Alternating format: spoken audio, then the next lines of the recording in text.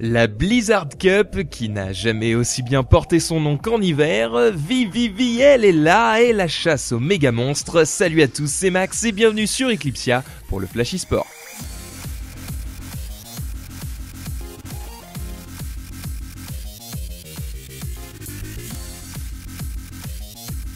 On commence avec du StarCraft 2 et la Blizzard Cup. Nous disions hier attendre les deux autres demi-finalistes et c'est finalement Live qui l'emporte sur Dangregu et qui rejoindra Linoc pour la première demi-finale.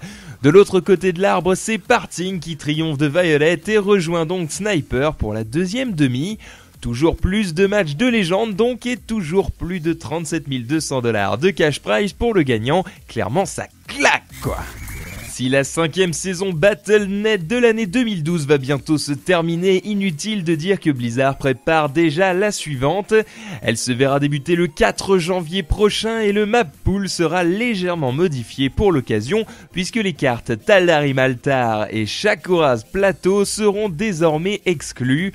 Peu appréciées des joueurs pros, elles sont remplacées par deux maps tirées tout droit de Heart of the Swarm, à savoir Newkirk District et Aquilon Flats.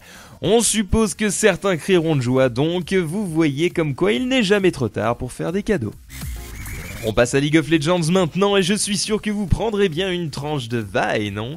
Ça y est, la bougresse aux cheveux roses est enfin disponible pour distribuer des mandales à tour de bras et vous arracher littéralement la tête à main nue.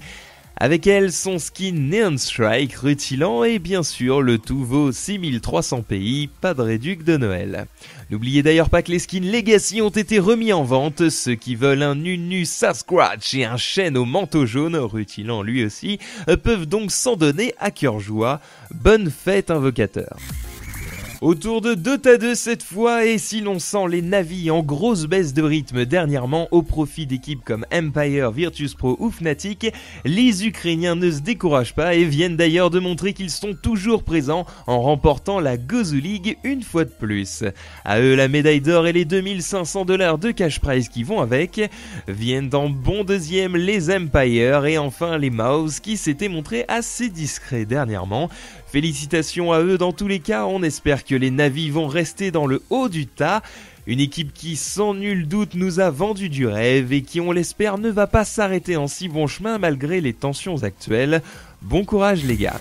Enfin n'oubliez pas que Valve fête aussi Noël et que la mise à jour de ce jeudi sur le jeu voit les gagnants du concours de skin Polycount implantés ainsi que la fête des Greville. La carte a été revue graphiquement pour l'occasion et les petits gars de Seattle ne nous ont pas jeté un froid pour le coup. Chassez le méga Greville, terrassez les camps de ses compères et soyez le premier à en avoir décimé 11 pour être sacré gagnant et remporter plein de cadeaux. Bref, faites-leur la fête. Sur ce, bon Noël, moi j'ai les boules et ça sent clairement le sapin. Voilà, le Flash eSport c'est fini pour aujourd'hui, on se retrouve demain. Ah bah non en fait, on se retrouve après Noël pour plus de news sur Eclipsia. Allez, tard plus.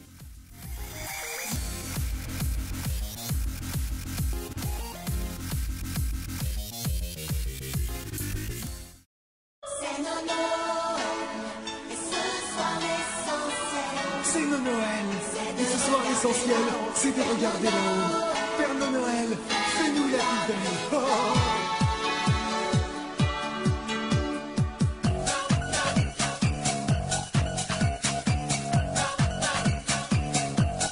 Cette année j'ai